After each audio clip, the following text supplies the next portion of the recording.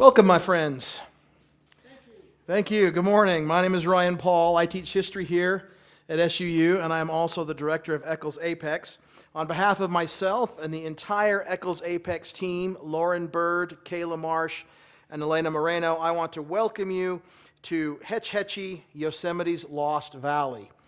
I'd like to thank the Eccles Foundation for their generous and continuous support of this series, the Gerald R. Sherritt Library, the State and the Iron County America 250 Commissions, and the Provost's Office for making this event possible.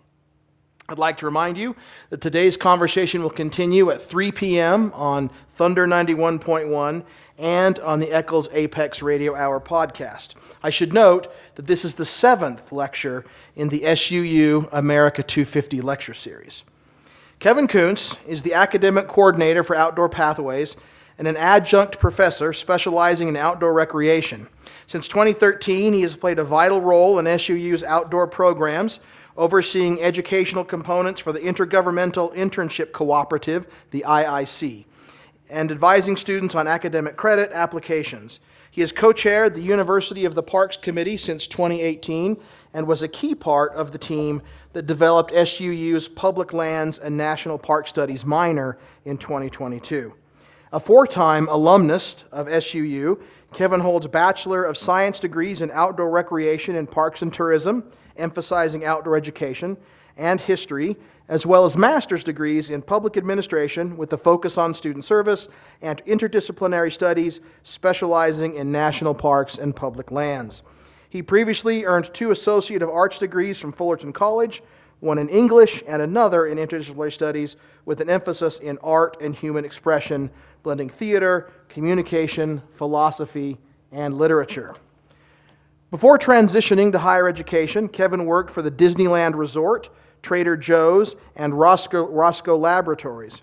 He also performed with the Los Angeles Improv Group and coached a competitive high school improv team. Certified as a wilderness first responder with the Wilderness Medicine Training Center and an interpretive guide and trainer with the National Association for Interpretation, he brings a dynamic, hands-on approach to teaching. Passionate about outdoor engagement, Kevin played a key role in SUU's victories in the 2015 and 2017 Outdoor Nation Campus Challenge, highlighting the university's prime location for adventure. In his free time, he enjoys reading, backpacking, and earning junior ranger badges with his son. And when you are all a little bit older, I will tell you the story of how Kevin and I first met. It is now my very great pleasure to introduce my friend Kevin Koontz to the Eccles A.P.E.X. stage.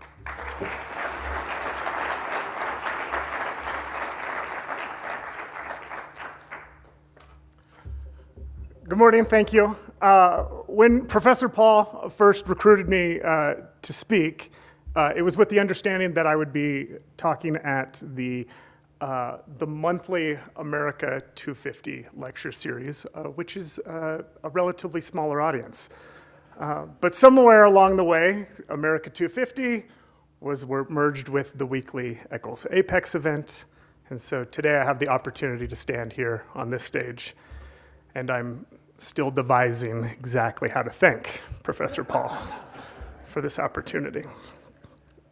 Before I get into dams and parks and national debates, I first want to tell you a little bit about myself, because I feel like understanding how we come to care about a place matters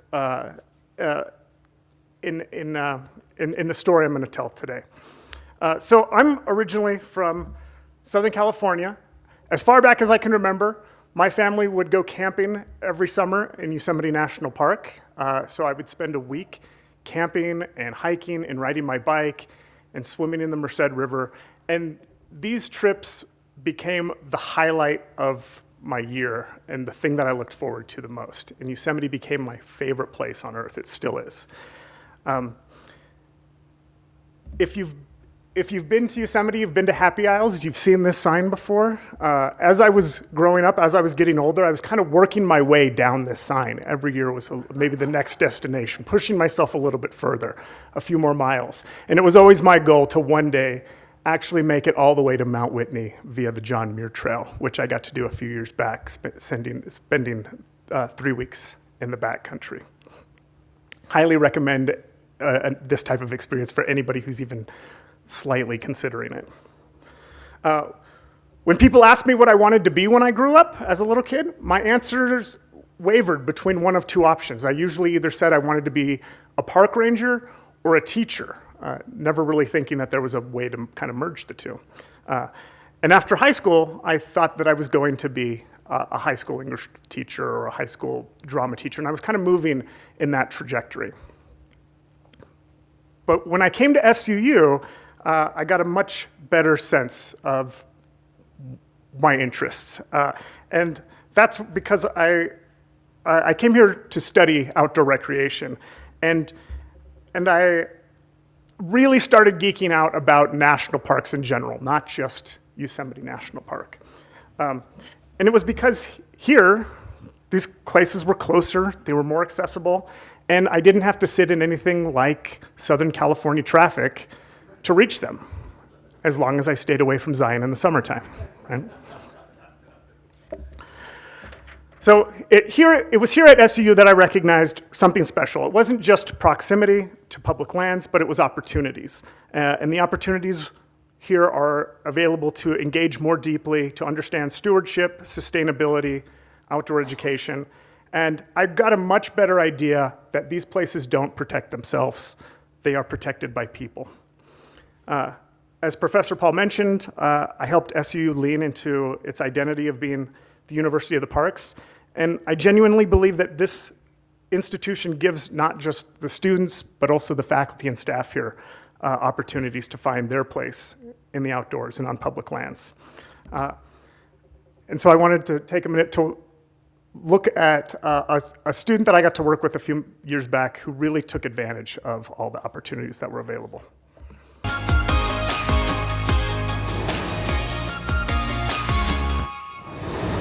Now we're heading over to Thunderbird Gardens to meet outdoor recreation major Jessica.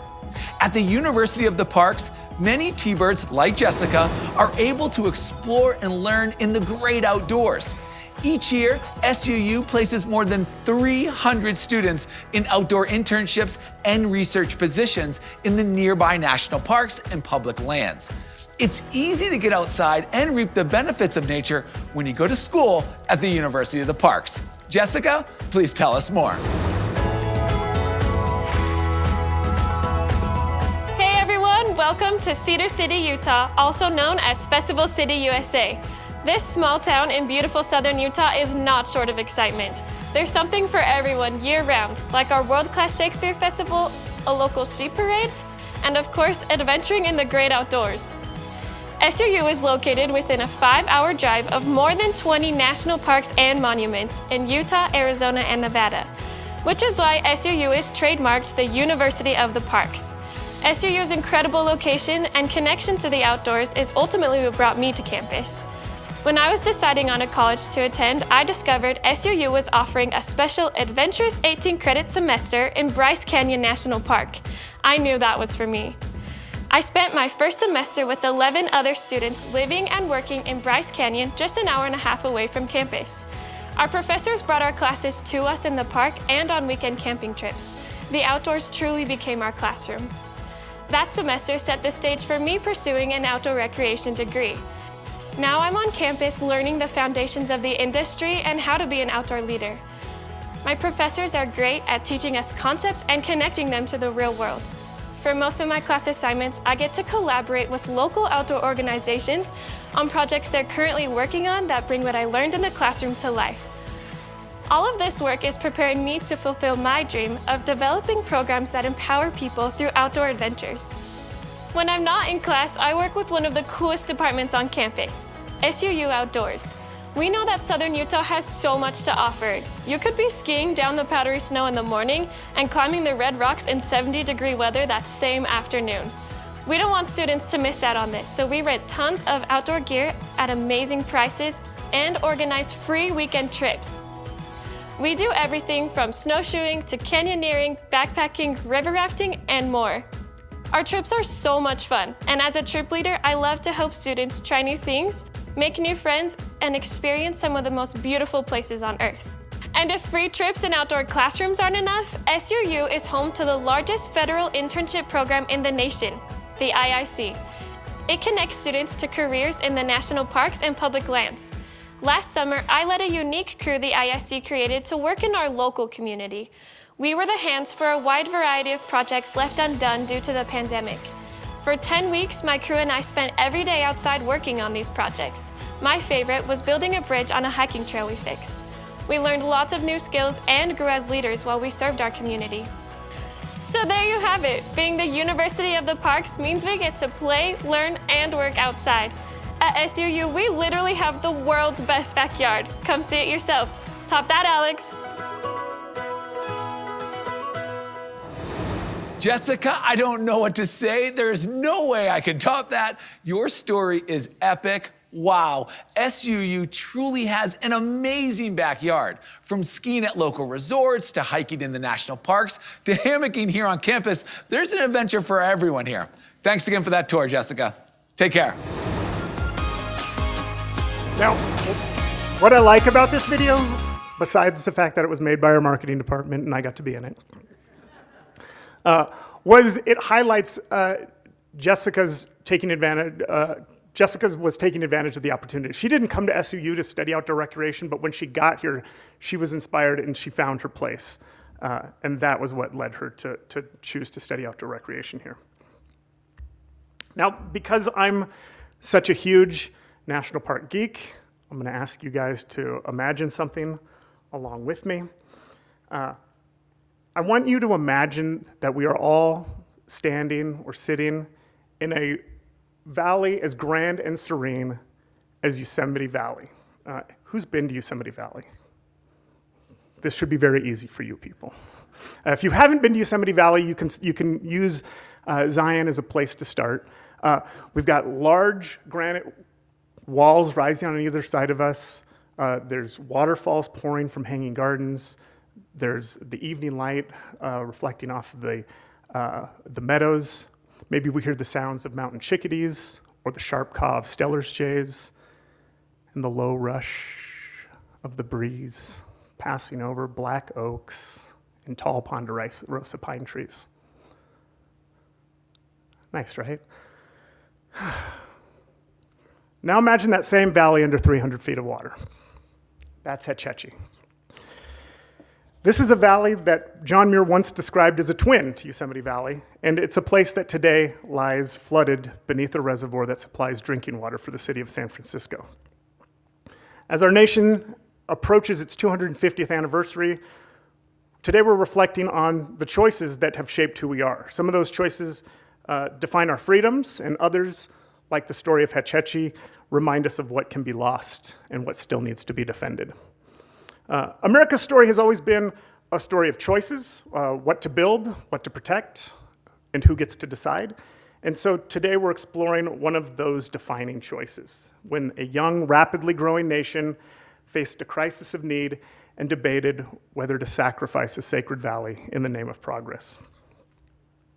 So to understand how Hetchy could even be considered for damming, we need to step back and understand some of the ideas behind this conflict, because this controversy didn't come out of nowhere.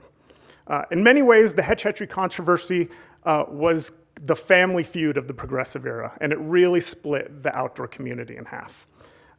So out of this disagreement emerged two philosophies that still shape the environmental debates that we hear and see today, and that's preservation and conservation. We often hear these terms used interchangeably or synonymously, but there are some significant differences. Preservation argues that some places have value simply because they exist, and that wilderness has a spiritual and cultural and moral importance beyond its utility that it provides to humanity, while conservation argues that resources should be used, but used wisely, and that land should be managed for long-term benefit, but not short-term profit. And the thing about both of these perspectives is that they both are really trying to act in the public interests.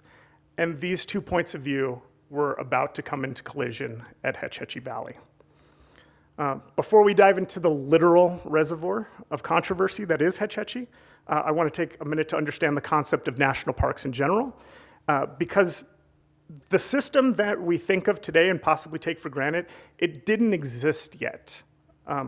So you've probably heard this quote before from American author Wallace Stegner. He famously wrote, "National parks are the best idea we've ever had. Absolutely American, absolutely democratic. They reflect us at our best rather than our worst." And I think they still do that. They represent places that are shared by all of us, belong to all of us. Does anybody know what the first national park was? It was Yellowstone, right. 1872, Yellowstone was set aside for public use, resort, and recreation, inalienable for all time. But before Yellowstone became the world's first national park, we had the prototype, which was the Yosemite land grant. And so this is 8 years before Yellowstone was made a national park. We're in 1864, right in the middle of the American Civil War. And Congress passed the Yosemite Grant Act, which gave the state of California responsibility for protecting the Yosemite Valley and the Mariposa Grove of big trees. Now, I think this is worth pausing on and thinking about for a minute.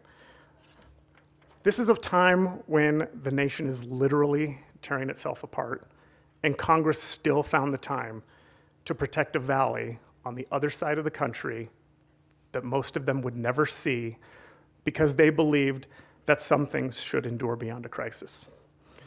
So when Yosemite later became part of the broader national park system, the boundaries were very intentionally drawn to include the Hetchy Valley. So this yellow boundary is the park's original boundaries. This brown boundary is closer to what the park looks like today. And this little pocket right here, this is the Hetchy Valley. So either way, we can see that Hetchy was very intentionally included in those park boundaries. Today, when we consider the National Park Service's mission, we can see that it is to conserve the scenery and the natural and historic objects and wildlife therein, and to provide for the enjoyment of the same, and in such manner and by such means as will leave them unimpaired for the enjoyment of future generations. But in the early days of the park idea, Congress was setting aside national parks, presidents were declaring national monuments. There was no agency to manage these places or maintain any sort of consistency for them. So we had national parks for nearly 40 years before the National Park Service was even created. Throughout the country, these large swaths of land were under protection, but there's no organization to advocate for them or protect the resources within them. Yet, even in the early days of the national parks, the sentiment toward the idea was generally positive. We really liked having national parks. We liked pointing to them as something that made our country unique and valuable. We didn't have the history and the architecture of Europe. We had pristine landscapes. But we weren't exactly sure what these places were for. But that doesn't mean the intent for the protection was unclear. When we look at the legislation that created Yosemite as a national park, we can see that the wording very intentionally stated that such regulations, this legislation itself, would provide for the preservation from injury of all timber, mineral deposits, natural curiosities, or wonders within the said reservation, within the boundaries of the park, and their retention in their natural condition. Now, with all of that context, let's turn to San Francisco.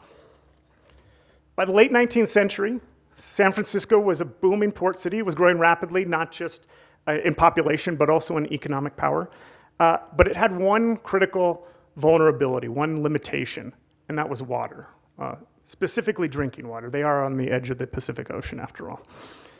So the city was largely at the mercy of the Spring Valley Water Company, which was a private monopoly that was notorious for corruption and political favoritism and price manipulation, and the people of San Francisco despised it. The city leaders desperately wanted to publicly control the water supply, and they saw Hetchy as their silver bullet solution. It checked all the boxes. It was remote, it was narrow, it was a granite-lined canyon that was at high elevation, It had a clean water source coming from the Tuolumne watershed. And best of all, it had no competing water rights. And it was owned entirely already by the federal government. The fact that it was within the boundaries of a national park, they didn't see that as a problem. That's not a bug, that's a feature. To San Francisco officials, Hetchy looks less like a sacred valley, and it looked more like an underutilized asset. So they applied 3 different times to build a dam there, and each time the Secretary of the Interior would deny the proposal. And then in 1906, everything changed. Anybody know what happened in 1906? Earthquake, right. We were both right. April 18th, a 7.9 magnitude earthquake struck San Francisco. The buildings collapsed, the streets buckled, the gas lines ruptured, fires erupted across the city. And as firefighters rushed to respond, they were finding that the fire hydrants were running dry. To make matters worse, you also have some of the citizens realizing that their buildings have been destroyed in the earthquake, but they don't have insurance coverage for earthquake, they have insurance coverage for fire. So they're setting their own homes and businesses and buildings on fire. On top of that, you've got firefighters who are trying to create fire breaks. So to stop the fire from spreading, they're going to use dynamite to blow up city blocks. But they're not exactly trained in how to do this. So they are starting additional fires. Well, as you can tell, the city burned for days. And when it was all over, roughly 80% of the city of San Francisco lay in ruins. And water, or the lack of it, became the central lesson of the disaster.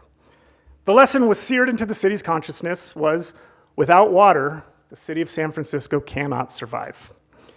The Spring Valley Water Company, which was already deeply unpopular, was blamed for making the problem worse, and San Francisco's leaders promised their citizens that something like this would never happen again. And that's the promise that brought Hetchy back into the conversation, this time with an urgency and a momentum and an emotion and a political backing. What had previously been a long-term infrastructure proposal now became framed as a matter of public safety and civic survival and moral responsibility. San Francisco is no longer asking for water to grow, they were asking for water to protect lives. In the aftermath, Hetchy was no longer just framed as a convenient option. It was framed as a critical necessity.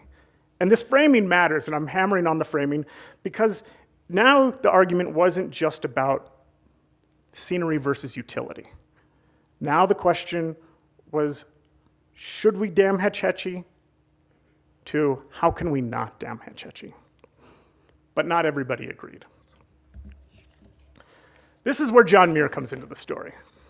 If you're at all familiar with John Muir, you probably think about him as an eccentric wild man wandering the backcountry of the Sierra Nevada mountains with a great beard.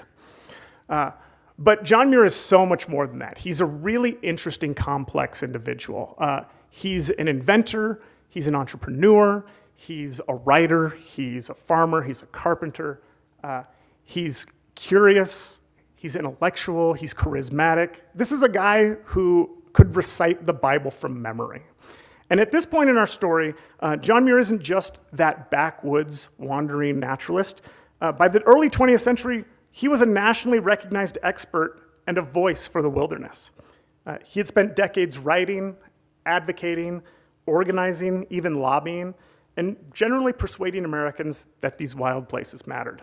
Not because they were useful, but because they were beautiful, they were restorative, they were spiritually essential. They gave us something intangible. John Muir described the Hetchy Valley as one of nature's rarest and most precious mountain temples. He compared it directly to Yosemite Valley, and he called it a grand landscape garden, one of nature's finest. And when he would write the word nature, he would use a capital N, which I'll come back to. So in response, John Muir wrote, "Dam Hetchy, as well dam the water tanks and the people's cathedrals and churches, for no holier temple has ever been consecrated by the heart of man." For John Muir, this isn't hyperbole, this isn't metaphor. Remember that capital N that he used for nature. This is John Muir's theology. This is his religion. And he issued this warning that nothing dollarable could be safe, however guarded. Because to John Muir, if economic utility became the deciding factor, then no place would ever truly be protected. Hetchy wasn't just a valley for John Muir. This was a line in the sand. On the other side of the debate, we had Gifford Pinchot. He's the chief of the U.S. Forest Service. He's one of the most influential conservation thinkers of the era. He had gone to Europe to learn the science of forestry and returned to the United States, claiming himself as the nation's first forester. He's in Washington, D.C. He's on the staff of President Theodore Roosevelt, and he has a great mustache. Pinchot believed strongly in the idea of conservation, but not preservation. His philosophy was rooted in use, efficiency, and management for public service. Resources, he argued, existed to serve the greatest good for the greatest number for the longest time. And he argued that refusing to use available resources responsibly was itself unethical. And so, to Gifford Pinchot, for San Francisco's water problem, Hetchy makes a lot of sense. You're flooding one valley to provide clean water to hundreds of thousands of people, eventually millions. This wasn't environmental vandalism, this was responsible stewardship. And Pinchot famously dismissed John Muir's objections as purely sentimental. He argued that the public interest outweighs any aesthetic concerns. Water, after all, it's not a luxury, it's essential for life. And this is where we start to see the lines really clearly drawn between preservation and conservation. Remember, preservation arguing that nature has a value independent of human use.